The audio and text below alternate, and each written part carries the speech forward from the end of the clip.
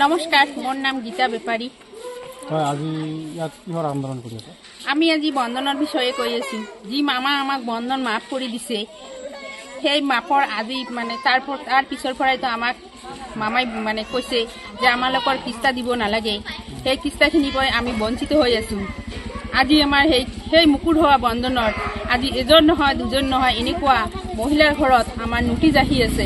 আমি লকডাউনৰ মাজতো আমি ইমান দুখীয়া পৰিয়ালৰ মানুহ, দিন হাজিৰা কৰি খোৱা মানুহ, আমি যিখিনি ক্ষুদ্ৰ ঋণ লৈছিলোঁ সেই ক্ষুদ্ৰ ঋণখিনিও আমি আৰু কি লকডাউনৰ মাজতো আমি যিখিনি পাইছিলোঁ আৰু কি সেইখিনি আমি কিস্তা দি আছিলোঁ। তাৰ পিছৰ পৰাইতো কোনো বন্ধন মাষ্টাৰে আমাৰ ঘৰত ওচৰত অহা নাই কিস্তা ল'বলৈ। আজি হঠাৎকৈ ইমান দিনৰ মূৰত আমাৰ কিয় এনেকুৱাকৈ আমাৰ জাননী আহিলে? কিমানজনৰ আহিছে আপোনাৰ গাঁৱত জাননী?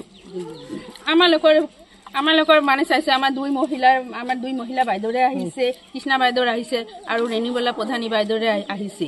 কিন্তু এটা বিশেষ কথা, মামাই খালি বিধানসভাতে চিলাৰাই দলঙৰ ওচৰত কৈ গৈছে সেইখিনিয়ে নহয়, আমাক বহুতো অনুদানত আমি চাইছো আৰু বিভিন্ন ফেচবুকত আৰু বিভিন্ন নিউজ চেনেলত চাইছো যে বন্ধনখিনি সকলো মহিলাৰ বন্ধন আমাৰ মুকুট হৈ গৈছে। কিন্তু ইমান দিনৰ মূৰত যে আজি 4 বছৰৰ মূৰত আমাৰ কিয় ইমান নোটিচ আহিলে? যদি আমাৰ বন্ধনখিনি দিব লাগিছিলে তাৰমানে আগতে নোটিচ আহিব পৰা আছিলে। এইখিনি আমাৰ মুকুট হোৱা বন্ধনৰ আমাৰ কিহৰ আমাৰ নোটিচ আহিলে? আমি মামাৰ ওচৰত এইখিনি ক'ব বিচাৰিছো যে যি আমাৰ মুকুট হৈছে সেইখিনি আমাৰ মুকুট হোৱা বন্ধনৰ আৰু যাতে যি নোটিচ আহিছে আমাৰ দুজন বাইদেউৰে, সেই দুজন বাইদেউৱে নহয় আৰু যিখিনি আমাৰ আছিল ঋণ মুক্তি কৰি দিছে, এই মুক্তি হোৱা ঋণৰ আমাৰ কিহৰ জাননী আহে? এইখিনি মই কৈ মোৰ মামাৰ ওচৰত, এইখিনি কৈ মই সৰল গোহাৰি মই মামাৰ ওচৰত মোৰ মনৰ আবেগখিনি মই জনাই দিলোঁ। খালি মোৰে নহয়, সকলো মহিলাই আমাৰ এনেকুৱা যাতে আমাৰ দৰিদ্ৰ পৰিয়ালৰ মহিলা আমি ঋণ লৈছোঁ 2 টকা, সেই ঋণৰ বোজা আমাক 1 টকা দেখুৱাইছে। এইখিনি যাতে বন্ধন মাষ্টাৰে আহি আমাৰ ঘৰত নিৰ্যাতন নকৰে, মহিলাবিলাকৰ ওচৰত যি পায় আমাক সি ভয় ভাবকি দিয়ে, এনেকুৱা যাতে ভয় ভাবতি নিদিয়ে। মামাই তাৰ ওপৰত কি ন্যায্য বিচাৰ কৰে সেই বিচাৰ আমি মামাৰ ওচৰত চাই কাতৰ আহ্বান জনাইছো। এই ঠাইখনৰ নাম হ'ল উত্তৰ টুকুৰাছড়া 2য় খণ্ড আৰু 1ম খণ্ড। এই 2খন গাঁৱৰে মহিলা আমি ইয়াত একেলগ হৈ বন্ধন লৈছিলো। মই 19 চনত বন্ধন লোন লৈছো।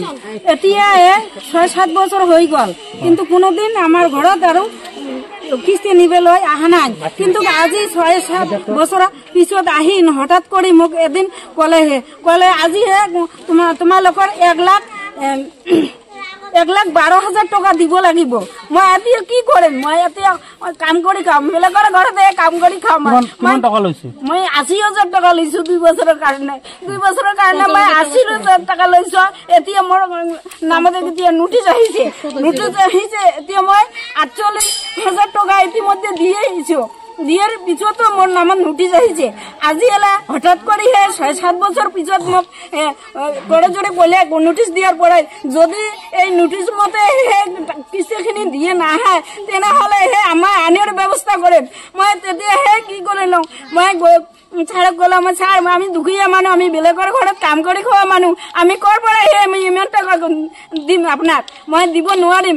তেতিয়াহে মোক অনেক ধৰণৰ বুজাজ খোৱালে। তেতিয়াহে বাইদেউ যদি টকাখিনি দিব নোৱাৰে তেনেহ'লে মই আইনৰ ব্যৱস্থা কৰিম। এতিয়া মই তাৰ কাৰণেহে মই আজি ক'বলৈ মহিলাসকলে আমি সকলোৱে মিলিহে একগোট হৈহে আৰু বহুত মহিলাৰে নামতেহে নোটিচ আহি আছে। এতিয়া মই কি কৰিম? এতিয়া মই টকাখিনি দিব নাপাওঁ বুলিহে মই চকাই মিলি একগোট হৈহে আজি আজি আমাৰ CM ছাৰকে কৰে অনুৰোধ কৰি জনাইছো, ছাৰে যেনে আমাক এই ঋণৰ পৰা মুক্তি দিয়ে। আৰু কিনে ছাৰে আৰু আগতে আমাক কৈ দিছে যে 19 চনতে যিবিলাক মহিলাই মাইক্ৰ'ফাইনেন্সে যে লোন লৈছে সেইবিলাকৰ মাপ দিয়ে হৈছে। তাৰে আৰু দুনাই দিব নালাগে। সেই মুকুট কৰি ঋণৰ পৰা কৈ দিছে ছাৰে। আৰু কিয় আমাৰ নামত নোটিচ আহিছে আৰু আমাক নানান ধৰণৰ ভয় আছে। এতিয়া ভয় বুজিছো টকাখিনি মই ক'ৰ পৰা দিম, কি কৰিম নকৰিম মই নিজে ক'ব নোৱাৰো। আৰু হেমন্ত ছাৰকে কৰে জোৰে অনুৰোধ কৰি কৈছো, মই এতিয়া ঋণৰ পৰা মোক মুক্তি কৰি দিয়ক, নহ'লে মোৰ মৃত্যুবন্ধ কৰিব লাগে। মোৰ এতিয়া আৰু উপায় নাই। মই ক'ৰ পৰা ইমান টকা দিম? মই মই বেলেগৰ ঘৰতহে কাম কৰিহে খাওঁ মই ক'ৰ পৰা মই ইমান টকা দিম এতিয়া মই কৰজৰেহে আমাৰ ছাৰকেহে হেমন্ত ছাৰকেহে অনুৰোধ জনাইছোঁ যাতে মোক এই ঋণৰ পৰাইহে মুক্তি কৰি দিয়ে আৰু মই বোলে নহয়হে সকলো মহিলাকেহে মুক্তি কৰি দিব লাগিব আমাৰ মানে মহিলাগৰাকী থকা একগোট হৈছে আমার বন্ধন আছিলে 19 সনত মানে কিস্তি চলাই আছিলাম যে 20 সনত লকডাউন হওয়ার পরে হাফ কিস্তি দিছি তারপরে হেমন্ত মামা মিটিংত কৈছে যে আজি থাকি মানে মহিলাগৰাকীৰ ঋণৰ বোজা মানে মুকুট কৰি দিলোঁ তোমাৰ আৰু ঋণ দিব নালাগে হ্যাঁ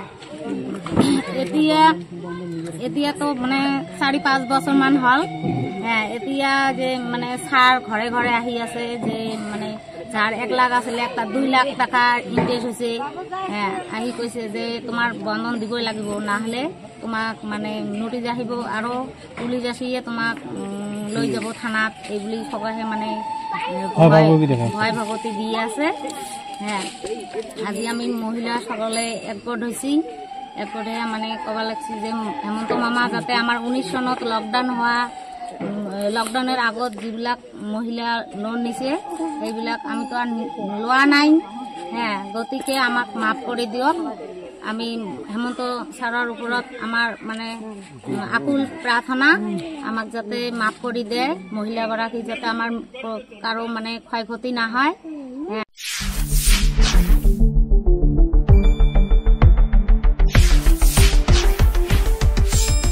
শুদ্ধ আৰু বিস্তৃত বাতৰিৰ বাবে চাই থাকক নিউজ ডেস্ক ৰিপোৰ্ট।